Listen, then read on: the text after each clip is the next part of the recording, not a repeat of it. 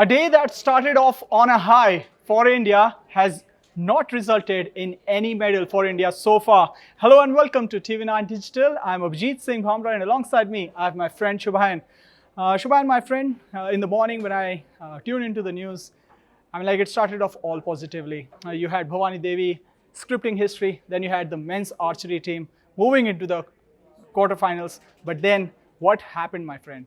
The medal hopes crashed down pretty quickly, I would say. It started well for India, but then suddenly the exits came on. As things progressed in the day, the players started to crash out from their respective tournaments. Yeah, and let's stick to Bhavani Devi over here. Tremendous first round, 15-3 victory, and suddenly the hopes were ignited across the 1.3 billion nation. But then in the second round, she crashed out 15-6. But it's a good learning curve for the youngster. What do you reckon? Absolutely. In a country where fencing is not popular at all, to come and feature at Olympics, win her first round, become the first ever player to win a match in fencing at Olympics, it's a huge deal.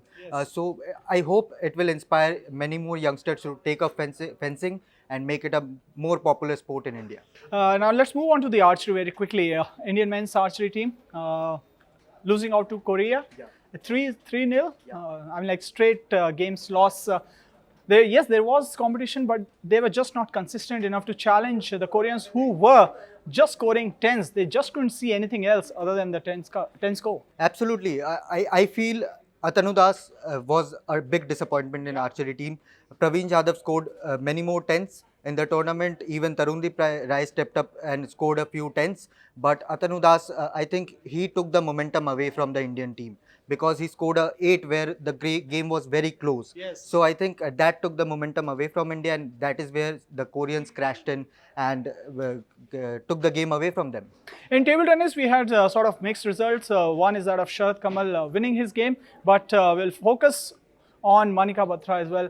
Yesterday, we were all in awe of the comeback which she made, but today she just didn't look the player she is.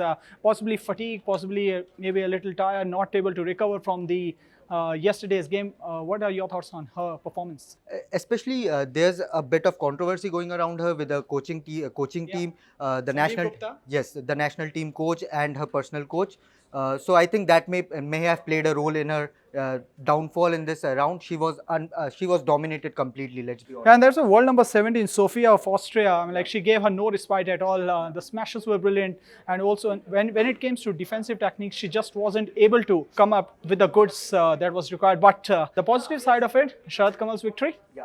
Absolutely, Sharath Kamal, are India's best experienced player in the Olympics, and he used his experience to perfection today. And I hope, being his last Olympics, he will look to enter the knockouts with confidence and panache. And Sharath Kamal is a special player. He has won many medals for India in past tournaments, and an Olympic medal would just sum up his career perfectly. And also Sutirtha Mukherjee losing to Portugal's Fuyu 4-0, another straight games loss.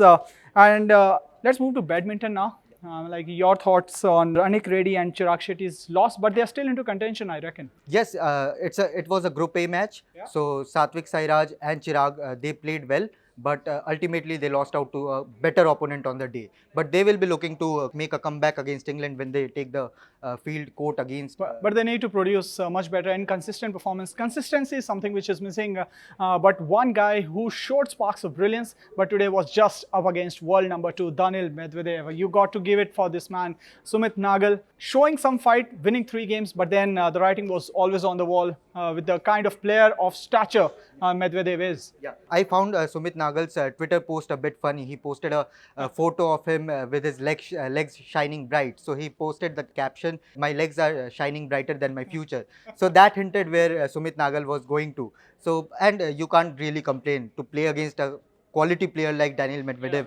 It's itself is a big achievement for a tennis player from India. And he also has time on his side, so India has to look into him as the future prospect, maybe into the coming Olympics as well. But one guy who has to be the biggest disappointment of the day is that of boxer Ashish Kumar, losing out to his Chinese opponent.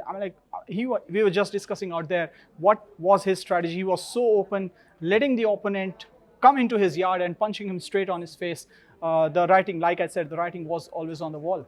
I found him a bit fatigued today. He didn't look into his groove. He's a really good boxer. He's a really good pugilist. But today he looked off color. And in Olympics, when you are off color, your opponent will take the game away from you.